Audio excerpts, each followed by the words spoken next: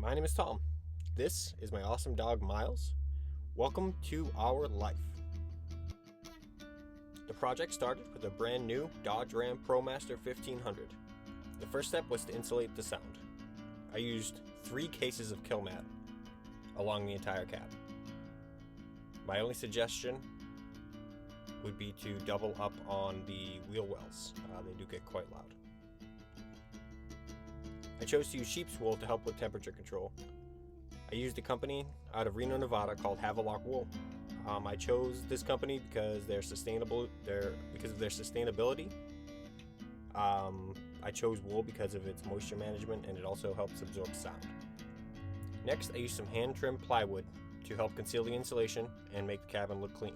A perfectly timed visit from my family and their dogs led to this project being completed in just a couple of hours. My original plans called for a separate trunk space. This was going to be like a waterproof area so I could store a water tank. My plan was for a twin-sized slat-style bed that stretched across the width of the cabin. I used industrial drawer pulls, some wheels, and some extra supports to solidify the structure. This is actually what failed me about version 1, and we'll get more into that come the time to change it. I leveled things off with some metal framed plywood. All in all, the bed came out exactly how I envisioned. Now that I had a place to sleep, I was anxious to take a trip. I spent a weekend in the White Mountains of New Hampshire and then headed north to the most northern parts of Maine. I stopped at Katahdin and a few key points along the way. A lot of this was lost when I lost my external hard drive. After a week of sleeping on this hard plywood, it was definitely time to add some comfort. I bought a memory foam mattress topper, cut it, and created some custom cushions. This was my first time manning a sewing machine. They are still in one piece for the most part. I lost one elastic band.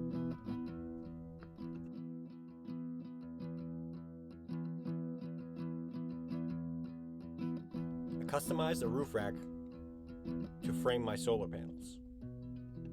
For my power setup, I went with a company called Renogy. Their website had these pre-arranged kits, and it kept me from overthinking it for sure. This was the first hole I drilled in the roof to run the wiring. Must have done a pretty good job because it's sealed still, no leaks over a year in.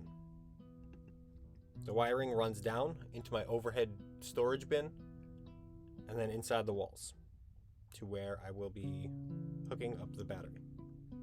Boom. Straight down the pillar. Boom.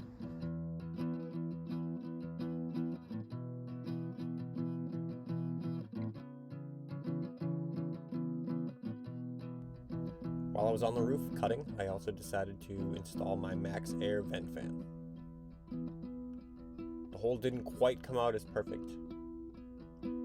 I ended up having to put an extra layer of caulking down, but it also hasn't leaked. With the addition of some airflow, I decided it was time to take a trip to some warmer weather. November was creeping in, and New England was getting a bit cold. On the trip, I added some studio foam, and it really started to feel like the excursion studio. I also made this custom water fountain. From here, I traveled back up the coast for an exclusive art delivery for my friend, the Neverland Kid. This is the last picture of this van in its original state. We went to visit my friend's mother in Key West, and that's where things really started to change. Click subscribe for version 2.